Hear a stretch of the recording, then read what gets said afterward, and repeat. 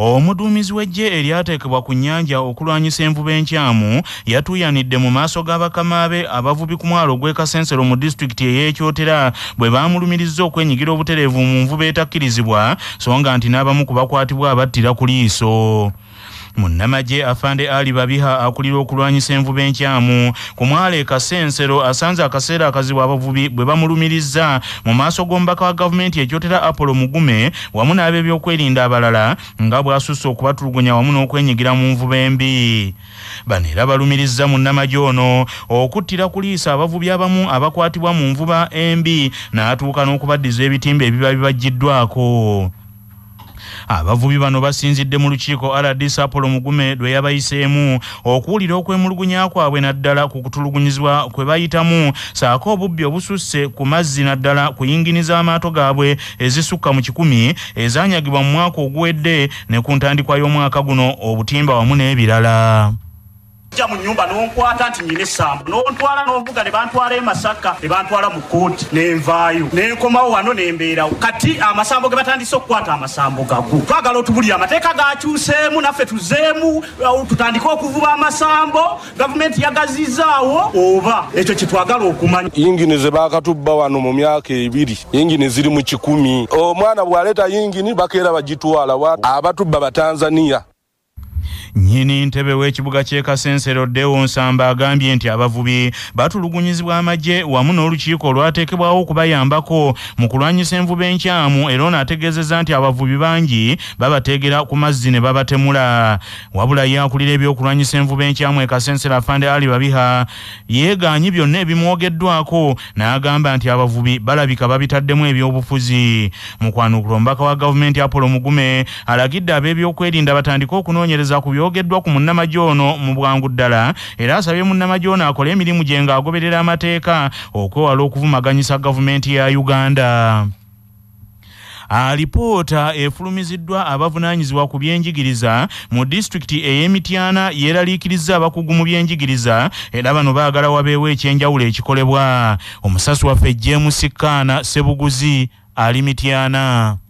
Okusinziira kwa alipoota eno nga yakoleddwa ofiisi yakulira okulambula amasomero mu disitulikiti ey'Emityana erambika bulungi nti abayizi abayitira mu ddaala erisooka mu bigezo by'akamalizo eby'ekibiina eky'omusanvu eby'omwaka 2023 baaseebengeredde boogeraageranya n'abo abayitira mu ddaala erisooka mu mwaka 2022 n'ebitundu 6 ku buli 100. Alipoota eno era erambise nti abayizi 155 beewandiise okukola ebigezo by'akamalirizo mu mwaka 2023 kyokka tebaasobola kubituula. Nga mu kiseera kino abakulu batakula emitwe okuzuula ekituufu ekiviirako kino. Alipoota eno era eyongedde okulaga nti abayizi obutafuna kyamisana ku masomero, abasomesa obutamalaayo be balina kusomesa abayizi, abasomesa obutalondoolebwa, abasomesa n'abakulu b'amasomero abeebulankanya ku masomero n'ensonga endala bye biviirako abayizi mu masomero naddala ga gavumenti Emityana obutakola bulungi mu bigezo eby'akamalirizo. Ebiri mu alipoota eno byeraliikiriza abakugu mu byenjigiriza Emityana. Isaac Tomusange omusomesa ku ttendekero ly'Obwakabaka erya Muteesa the First Royal University agambye nti singa abakulu tebasitukiramu kubaako kyamangu kye bakola omutindo gw'ebyenjigiriza mu disitulikiti eno gwakwongera okusereba. Ono abawabudde nti obabanga bakusitula omutindo gw'ebyenjigiriza Emityana balina okuteeka akazito ku bakozi gavumenti beesasula ensimbi zaayo. Sozo omutawaana gwa mubedi teacher bakoze bulungi supervision ku masomero agasinga obunyaga primary ne study environment era ne mwagira nti abaana basomera agasinga obungi ebibiina bikute mu bina supervision y'abakulembeze mu masomero nafu then tuyinza okugattiraako ne ba district inspector nabo balina okwongeramu amaanyi kubanga bati bagenze okulaba supervision bedi teacher abo batandika okukola ebyabwe ne babanga nabo tebakola mulimu gwabwe. So supervision ye challenge y'amasomero gaffe eyaleetedde abaana okugwa. Abayizi abasoba mu 6 be bakola ebigezo byabwe eby'akamalirizo mu mwaka 2023 eby'ekibiina eky'omusanvu. 593 be bayitira mu ddaala erisooka ng'ate bangi ku bano baali bava mu masomero ag'obwannannyini. CBS FM, James Kaana Sebuguzi, Mityana. abakulira ebyenjigiriza ku mitendera egy'enjawulo bawadde abaddukanya amasomero amagezi okuwagira enteekateeka ez'okwongera okutendeka abasomesa okusomesa abaana ne bakola bulungi ebigezo nga tebazze mu kukwata bukusu ebyo ebibasomesebwa. Okunoonyereza ku byenjigiriza kulaga nti abasomesa abettanira emisomo oba okutendekebwa bayambyeko ebitundu 7 ku buli 100 ku mpita y'abayizi mu masomero okusinga ku basomesa abatagenda mu misomo okufuna obukugu obw'enjawulo.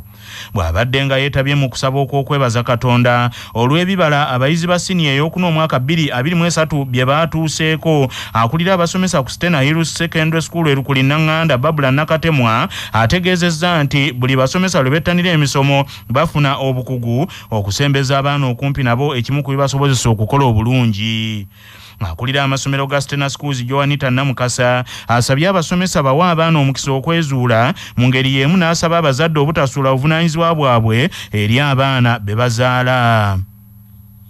Mu mawulire ag'ebyemizannyo ekibiina ekiddukanya omuzannyo gwa rugby mu Africa kironze Uganda okutegeka empaka za rugby Africa eza 2024 n'eza 2025.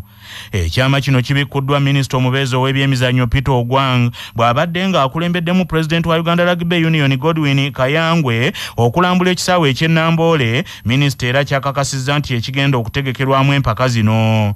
Minisita Peter Ogwang kinoganyizza nti abakulu abaddukanya omuzannyo guno mu Africa awatali kwetemamu bakkaanyizza ne balonda Uganda etegeke empaka zino ez'emirundi ebiri era zonna zaakuzannyibwa mu kisaawe Ennamboole. Uganda be bannantamegwa b'empaka za Rugby Africa Men's Sevens ez'omwaka oguwedde 2023. Kampuni ya Intuitive Machines ey'omu America ekoze ekyafaayo efuse kampuni ey'obwannannyini era ey'ebyobusuubuzi esookedde ddala okussa ekizungirizi ku mwezi, ekintu kyetuukiriza mu kiro ekikeesezza olwaleero. Ekizungirizi ki Odysseus ekya Intuitive Machines kisimbiddwa kumpi n'empagi ey'obukiikaddyo ey'omwezi eyo mu bwengula gye gwewanise nga kitutte eddakiika eziwerera ddala. Abafuga ekizungirizi kino nga bali ku nsi okumanya nti kituuse era kimaze okusimba ku mwezi, kampuni eno n'eryoka efuuka esookedde ddala okukikola. Wabaddewo okukyamuukirira okw'amaanyi mu bannabwengula n'Abamerika bonna okutwalira awamu, kubanga kino kye kizungirizi Amerika kyesoose okutwala ku mwezi mu myaka 5 egiyise, nga kyasembayo okussa ku mwezi ky'ekyolugendo lwa Apollo Mission mu 1972. Okunoonyereza okwakolebwa gye buvuddeko kwalaga nti China y'ensi esinga mu sseŋŋendo ssensi okulima obummonde obuzungu mu bungi ng'evaamu ttani z'obummonde obuzungu obukadde 78 buli mwaka. Buyindi yakubiri ne ttani z'obummonde obuzungu obukadde 51 mu mwaka. Ukraine yakusatu ng'evaamu ttani z'obummonde obuzungu obukadde 20, so nga Russia yakuna ne ttani z'obummonde obuzungu obukadde 19 omwaka. Amerika yakutaano ne ttani z'obummonde obukadde 18 buli mwaka. Bugirimani ya 6, Bangladesh ya 7 ate Bufalansa ya 8 mu kunoonyereza kuno okwanuddwa ku mukutu ogwa Wikipedia.